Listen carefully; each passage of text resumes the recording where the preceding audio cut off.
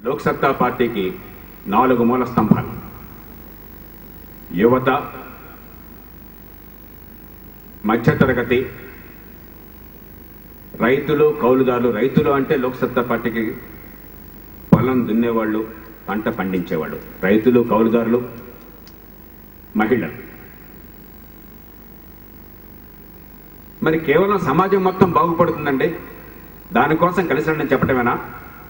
లేక ఈ వర్గాలకి ఇదిగో నిర్దిష్టంగా నా బతుక్కి ఈ రకమైన హామీ ఉన్నది, ఈ రకమైన భరోసా ఉంది, లోక్సత్తా పార్టీ కనుక ప్రభుత్వాన్ని ఏర్పాటు చేసినట్టయితే, నాకే విజ్ఞత ఉండి నేను లోక్సత్తా పార్టీనే కనుక అధికారంలో కూర్చోబెట్టినట్టయితే నాకు ఫలానా కాలంలో జరుగుతుందని చెప్పే అవకాశం ఏమన్నా ఉందా? ఎక్కువ చెప్పను, 7 అంశాలు మీ ముందుకు తీసుకొస్తాను నిర్దిష్టంగా. ప్రతి యువకుడు, ప్రతి యువతి గుర్తుంచుకోండి, ఈవేళ 14-15 ఏళ్ల వయసు చదువుకుంటున్న పిల్లలతో సహా గుర్తుంచుకోండి. ఎందుకంటే ఇంకో 4-5 ఏళ్లలో మీకు ఉపాధి కావాలి, మీకు భవిష్యత్తు కావాలి, మీరు కన్న కలలు సాకారం కావాలి. ప్రతి యువకుడికి, యువతకి రాష్ట్రంలో జాబ్ కార్డులు ఇచ్చి, నైపుణ్యాన్ని కల్పించి, ప్లేస్మెంట్లు ఏర్పాటు చేసి, ఏడాదికి 15 లక్షల మందికి సగర్వంగా తమ కాళ్ల మీద తమ ఉద్యోగంతో, ఆదాయంతో బతికే అవకాశాన్ని లోక్సత్తా కల్పిస్తుంది. 5 ఏళ్లలో 75 లక్షల మందికి ఉపాధిని కల్పిస్తుంది. దానికి మూల పెట్టుబడి ఒక 4-5 వేల కోట్లు కాగా, ప్రతి ఏడాది మరొక 3-4 వేల కోట్ల రూపాయలు అదనంగా ఖర్చు పెట్టాలి. కానీ పేదరికాన్ని శాశ్వతంగా తొలగించడం కోసం, ఏడాదికి 15 లక్షల కుటుంబాలలో కన్నీళ్లు తొలగించి చిరునవ్వును చూడడం కోసం ఆ ఖర్చు ఎక్కువది కాదు. అది చేయకపోతే ప్రభుత్వానికి అర్హత లేదు ఉండని. ఈవేళ 1,25,000 కోట్ల రూపాయల బడ్జెట్ ఉన్నది. 2014 కల్లా ఈ దద్దమ్మల పాలనలో కూడా 1,50,000 కోట్లు అవుతుంది. వాళ్ళ గొప్పతనం కాదు, మనం పన్నులు కట్టేస్తున్నాం కాబట్టి. ఆర్థిక వ్యవస్థ వీళ్ళు దుర్మార్గం ఎంత చేస్తున్నా కూడా పెరుగుతోంది కాబట్టి. రెండవది, వ్యవసాయ రంగంలో ఇప్పుడే అధికారం లేకున్నా లోక్సత్తా చేసిన పోరాటం వల్ల, చేస్తున్న ప్రయత్నం వల్ల ఫలితాలు వస్తున్నాయి. కానీ తొలి ఫలితాలు మాత్రమే, కొద్ది ఫలితాలు మాత్రమే. దీర్ఘకాలికంగా వ్యవసాయ రంగం 100% లాభసాట అయి తీరాలి.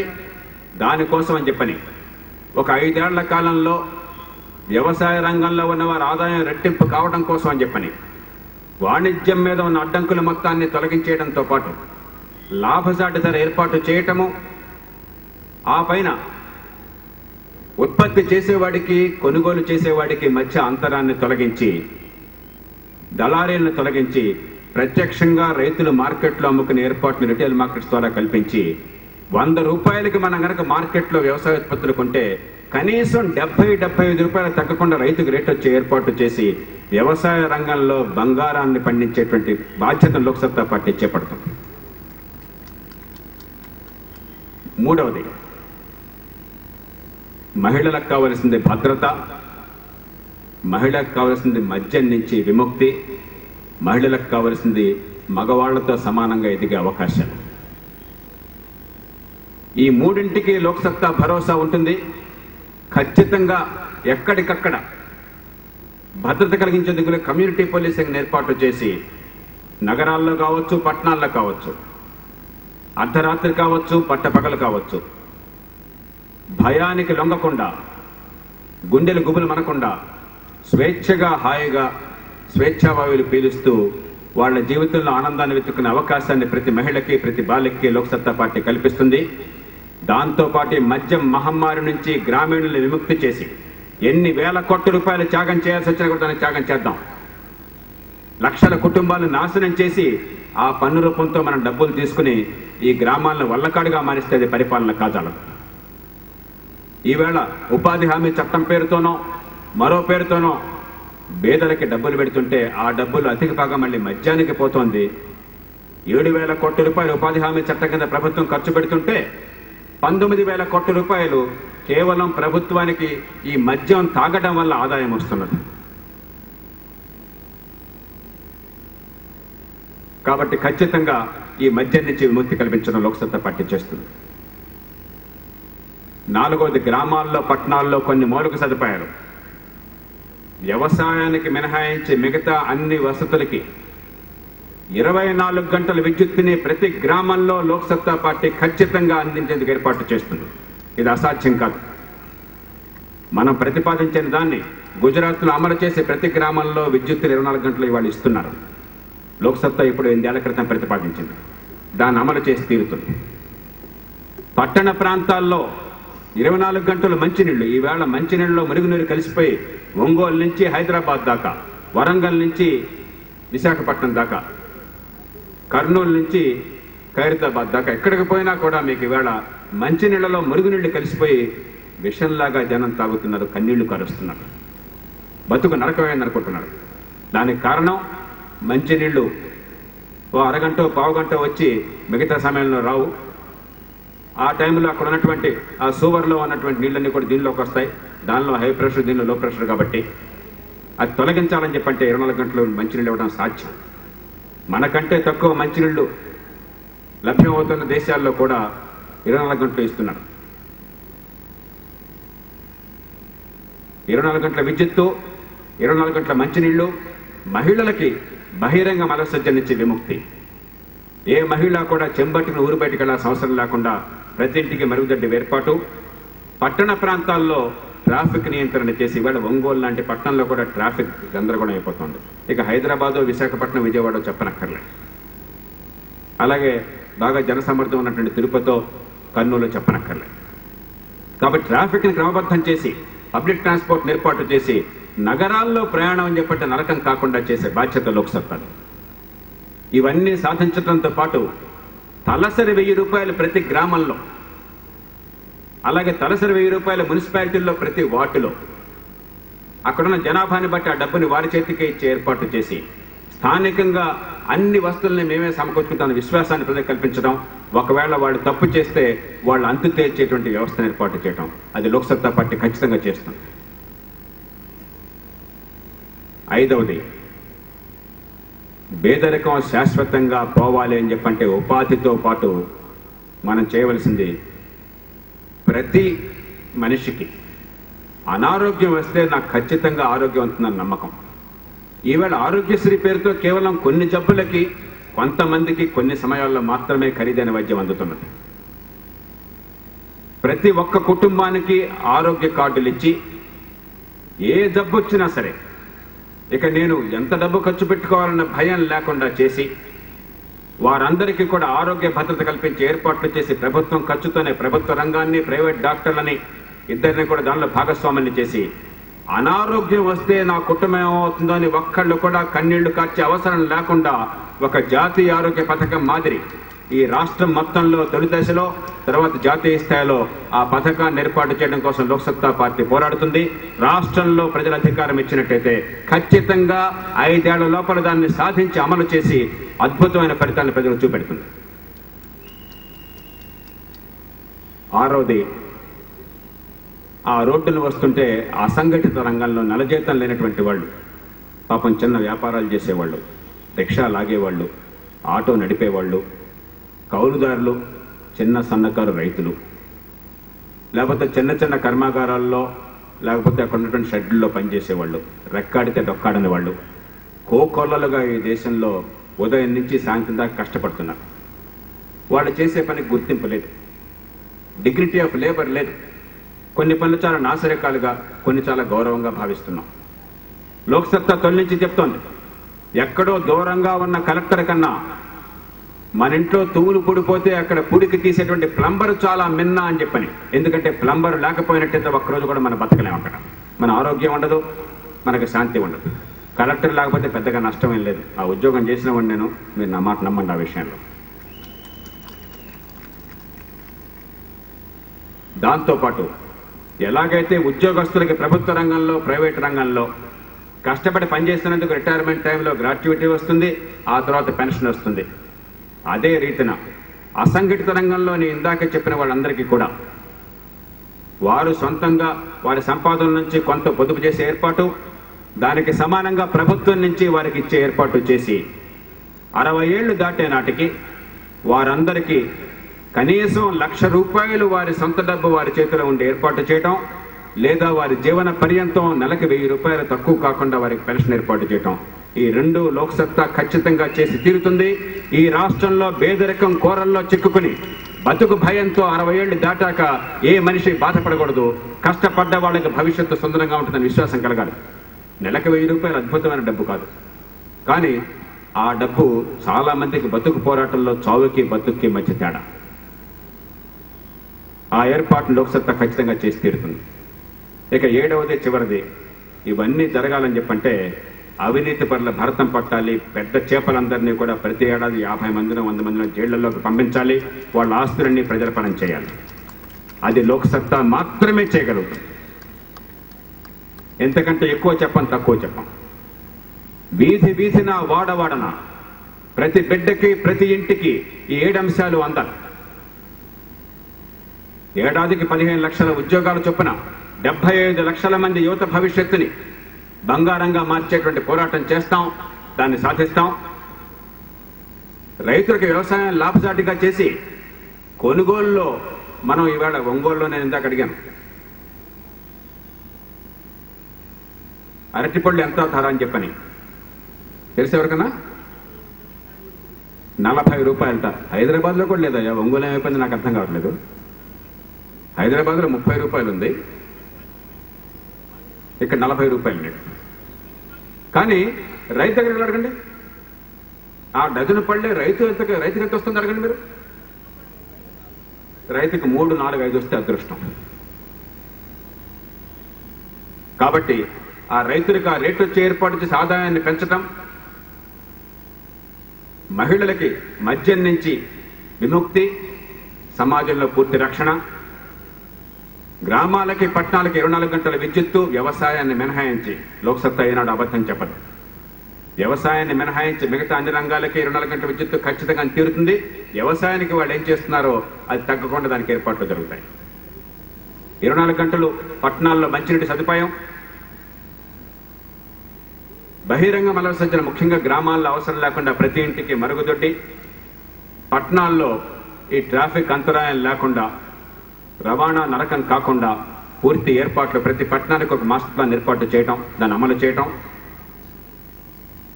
తలసరి 1000 రూపాయలని పట్టణాల్లో, వార్డులో, గ్రామాల్లో, పంచాయతీల్లో ఆ జనాభాని బట్టి తలసరి 1000 రూపాయలు ప్రతి ఏడాది నిధులను కేటాయించి అక్కడి పనులు అక్కడే చేసుకుని తప్పు చేస్తే భరతం పట్టే వ్యవస్థ నిర్మాణం. అసంఘటిత రంగంలో ఉన్న వాళ్ళకి 60 ఏళ్లు నిండగానే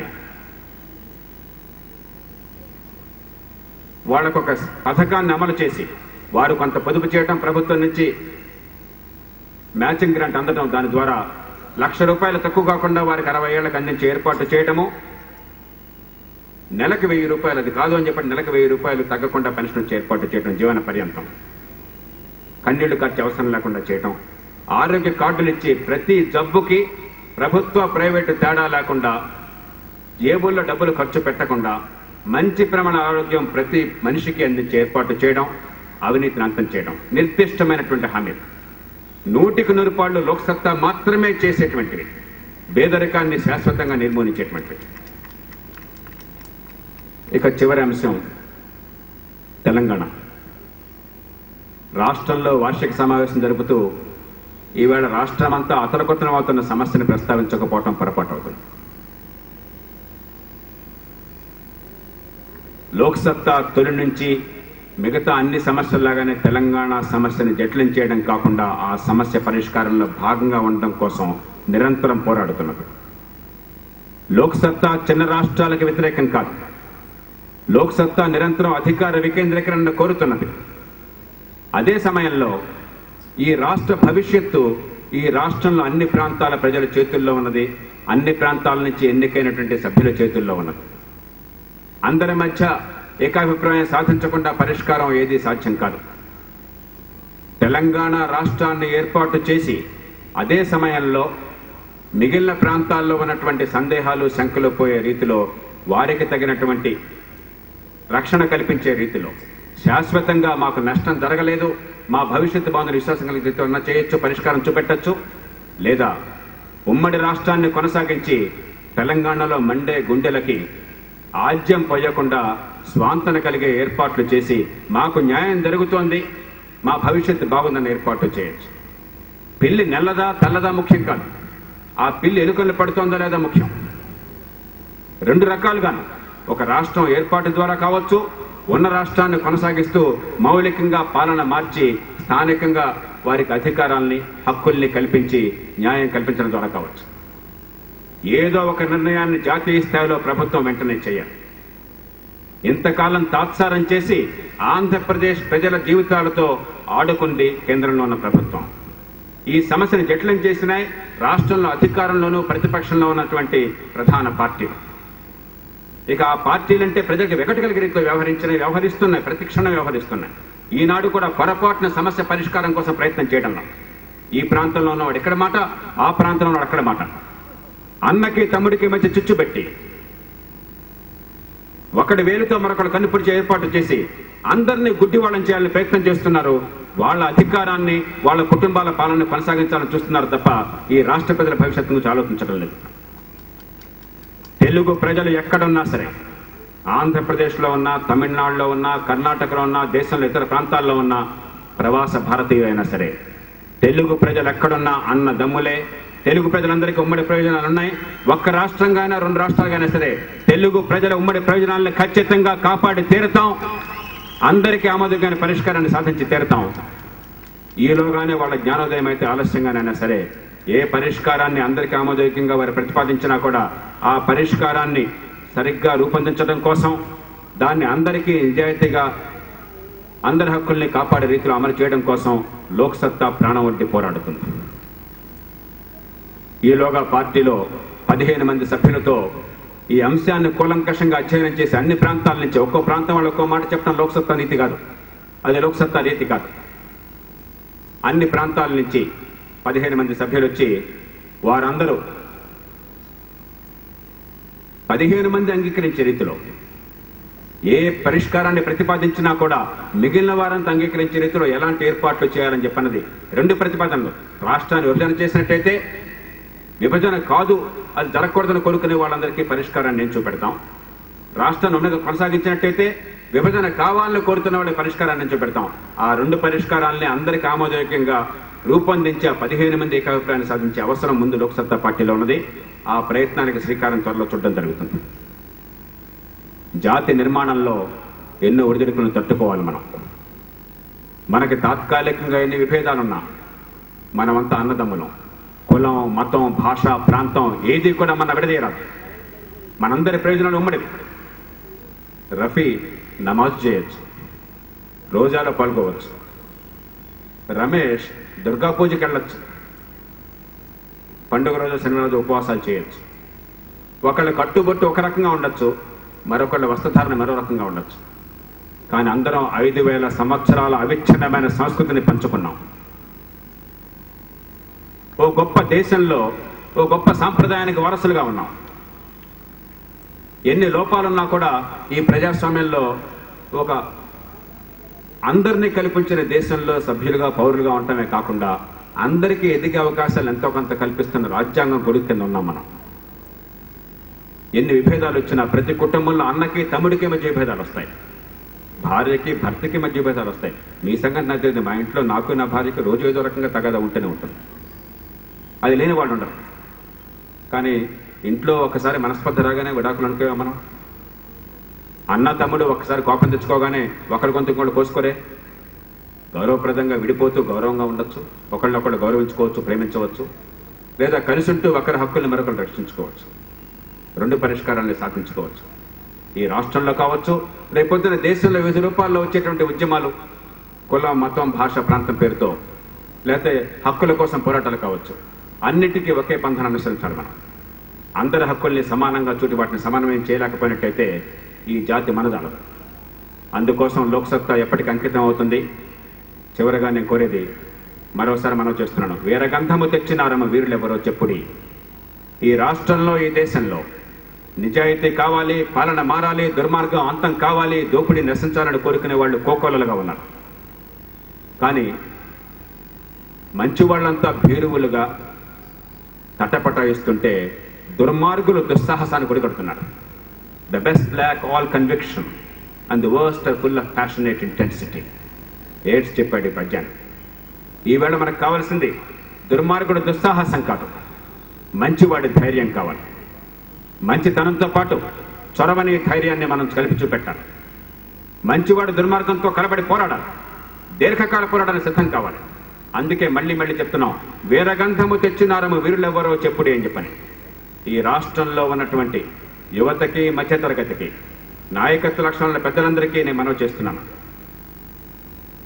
కోట్లు ఖర్చు పెట్టే అవసరం లేకుండా కేవలం నెలకి 30-40 వేల రూపాయలు ఖర్చు పెట్టి, అది కూడా సామాన్య ప్రజల సమస్యల్ని అర్థం చేసుకుని పరిష్కారం కోసం కృషి చేయడం కోసం ఖర్చు తప్ప నాయకత్వానికి డబ్బులు ఇవ్వటమో విందు భోజనాలు చేయడం కోసమో కాదు. నియోజకవర్గంలో ఒక పౌర సేవా కేంద్రాన్ని పెట్టుకుని దానికి శిక్షణ ఇచ్చే బాధ్యత లోక్సత్తా పార్టీ చేపడుతుంది. దానికి కావాలి సరంజామా ఇస్తుంది. లోక్సత్తాకు ఉన్నటువంటి పరిజ్ఞానం, లోక్సత్తాకు ఉన్న సంకల్పం మరెవరికి లేదు. నెలకు 30-40 వేల రూపాయలు ఖర్చు పెట్టాను, కోట్ల రూపాయలు అక్కర్లా. ఏ నాయకుడు వచ్చాడని చెప్పని మీరు లక్షల రూపాయలతో జనాన్ని తరలించక్కర్లే, ఆర్భాటాలు చేయనక్కర్లే. సామాన్య ప్రజల గుండెల్లో మీరు చొచ్చుకుపండి. సామాన్యులకు న్యాయం చేయడం కోసం నిరంతరం పోరాడండి. మీ వ్యాపారాన్ని, మీ వృత్తిని మీరు కొనసాగించండి, కానీ సొంత లాభాన్ని కొంత మానుకోండి, కొంత త్యాగానికి పాల్పడండి. భారతదేశంలో నాయకత్వం త్యాగాన్ని కోరుతుంది.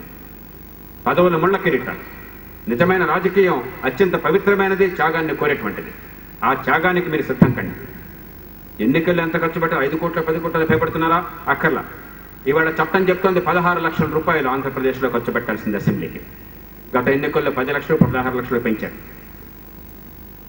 ఈ 2-2.5 సంవత్సరాల పాటు మీరు నియోజకవర్గంలో ఈ పౌర సేవా కేంద్రాలను ఏర్పాటు చేసి గ్రామ గ్రామాన్ని అందుకుని అక్కడ ప్రజల్లో ఆలోచన పెంచి వారి సమస్యల పరిష్కారం కోసం కృషి చేసి వారి మనసుల్లో నాటుకున్న తర్వాత మీరు 16 లక్షల రూపాయల చిత్తశుద్ధితో కేవలం ప్రజలకు మీ సందేశాన్ని అందించడం కోసం, మీ నాయకత్వ లక్షణాలని పరిచయం చేయడం కోసం, మీ మీద విశ్వాసాన్ని కలిగించడం కోసం ఖర్చు పెట్టండి చాలు. ఖచ్చితంగా ఈవేళ సాంప్రదాయ పార్టీలు ఎన్ని కోట్లు ఖర్చు పెట్టినా కూడా వాళ్ళకి ధీటుగా మీరు పోరాటంలో ఉంటారు. ఆ రకమైన ప్రయత్నాన్ని మీరు చేసినట్టు మిమ్మల్ని గెలిపించుకునే బాధ్యత నాది. ఈ సమాజంలో మిమ్మల్ని నాయకులుగా నిలబెట్టే బాధ్యత నాది. మీరు తెలుసుకోండి ఎలాంటి భవిష్యత్తు కావాలి. స్వల్పమైన ఖర్చుతో, కొంత త్యాగంతో, దోపిడీ కోసం కాకుండా మంచి మనసుతో సమాజాన్ని మార్చే అవకాశము, కీర్తి కావాలా? లేకపోతే ఇంట్లో కూర్చుని సమాజాన్ని చూస్తూ రోధించేటువంటి పరిస్థితి కొనసాగాల? మీరు తెలుసుకోండి. దుర్మార్గులు దుస్సాహసాన్ని గుడికొడుతుంటే మౌనంగా కూర్చుని రోధించాలా? లేకపోతే నిజాయితీగా ఆ దుర్మార్గాన్ని ఎదుర్కొనేటువంటి సత్వాన్ని పెంచుకుని లోక్సత్తాగా నిలబడి ప్రజల్ని ఆకట్టుకుని ఈ రాష్ట్రాన్ని, దేశాన్ని గట్టెక్కించడం కోసం మార్గాన్ని మీరంతా సుగమం చేయాలా? మీరు తెలుసుకోండి. ఏ కులమైనా, ఏ మతమైనా, ఏ భాష అయినా, ఏ ప్రాంతమైనా, మీ తల్లిదండ్రులకు డబ్బున్నా లేకపోయినా, మీకు మంచి మనసు ఉంటే చాలు, మీ గుండెల్లో కలేజా ఉంటే చాలు, మీకు నాయకత్వ లక్షణాలు ఉంటే చాలు, మీ మీద ప్రజలకు విశ్వాసం ఉంటే చాలు. వాళ్ళనే నాయకులుగా చేసే బాధ్యత లోక్సత్తాది. మీరంతా ముందుకు రండి. అందుకు ముందుకు వస్తారని చెప్పి ఆశిస్తూ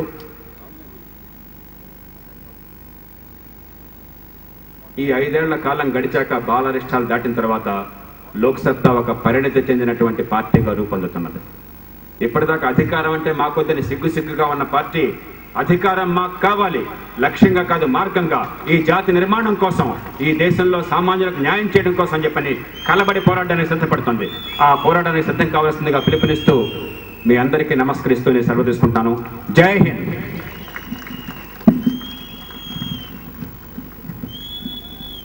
మరొక 5 నిమిషాల కార్యక్రమం ముగుస్తుంది. దయచేసి అందరూ కూర్చోవాలి.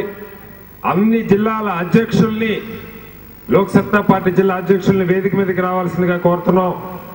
ప్రకాశం జిల్లా లోక్సత్తా పార్టీ నుంచి మొమెంటోల కార్యక్రమం ఉన్నది. ముందుగా పార్టీ రాష్ట్ర అధ్యక్షులు, జాతీయ అధ్యక్షులు డాక్టర్ జయప్రకాష్ నాయుడు గారికి రమేష్ రెడ్డి గారు ఒక జ్ఞాపికను బహుకరిస్తారు. అలాగే వర్కింగ్ ప్రెసిడెంట్ శ్రీ డివివిఎస్ వర్మ గారికి కూడా ఒక జ్ఞాపికను బహుకరిస్తారు. మిగతా రాష్ట్ర వర్కింగ్ కమిటీ సభ్యులందరికీ కూడా మొమెంటోలు అందజేయవలసిందిగా రమేష్ రెడ్డి గారికి కోరుతా ఉన్నాను. అలాగే ఇతర జిల్లాల నుంచి వచ్చిన అన్ని జిల్లాల అధ్యక్షులు దయచేసి వేదిక మీదకి రావాలి. జిల్లాల అధ్యక్షులు వేదిక మీదకి రావాలి. రమేష్ రెడ్డి గారు లోక్సత్తాలో లేని ఒక కొత్త ఒరవడిని ఈ జిల్లాకి వచ్చి ఈ సమావేశానికి హాజరైనందుకు మీకు అందరికీ ఒక జ్ఞాపికనివ్వాలని ఆ ఏర్పాటు కూడా ఈ జిల్లా నుంచి చేసుకున్నారు. దయచేసి అన్ని జిల్లాల అధ్యక్షులు వేదిక మీదకి రావాల్సిందిగా కోరుతా ఉన్నాను. వర్కింగ్ కమిటీ సభ్యులు అందరూ కొద్దిమంది ఇంకా గ్రౌండ్ లో ఉన్నారు. రమాదేవి గారు, వైడి రామారావు గారు,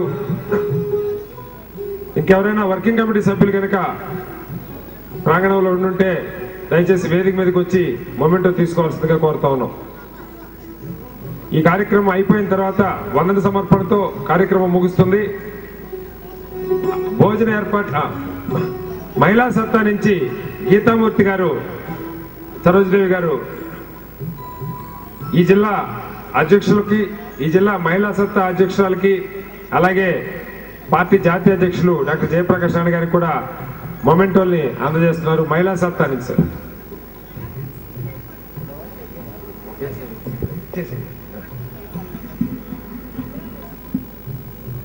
శ్రీదేవి గారు, పద్మ గారు, విమల గారు ముగ్గురు ఒకసారి పైకి రావాల్సిందిగా కోరుతున్నాము.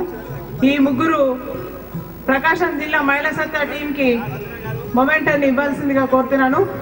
అలాగే ఆలూరు విజయలక్ష్మి గారు, నెల్లూరు విజయలక్ష్మి గారు, మిగిలిన వాళ్ళు అందరు కూడా పైకి వచ్చినట్టయితే జిల్లా లోక్ సత్తాకి ఇవ్వాల్సిందిగా కోరుతున్నాం. అలాగే జేపీ గారికి రాష్ట్ర మహిళా సత్తా తరఫున ఇవన్నీ కూడా ఒక చిరుకానుకగా ఇస్తున్నాము. అందరు కూడా రావాల్సిందిగా కోరుతున్నాం. దయచేసి నాయకులందరూ ఒకసారి మన ఐక్యతని చాటుతూ లోక్ సత్తాలో ఒక్క నాయకుడు కాదు, వందల మంది అద్భుతంగా పనిచేస్తున్న నాయకత్వాన్ని నిరూపించవలసిందిగా ఒకసారి అందరూ కలిసి చేతులు పైకెత్తి ఒకరి చేతులు ఒకరు పట్టుకొని నిలబడవలసిందిగా కోరుతా ఉన్నాం. దయచేసి అలా ఎంతవరకు అంతవరకు.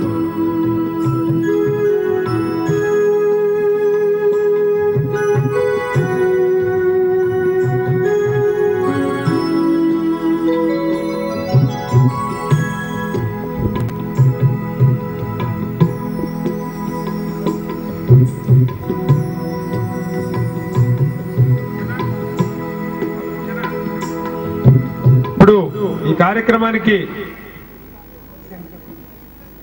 కర్నూలు జిల్లా శంకర్ అధ్యక్షులు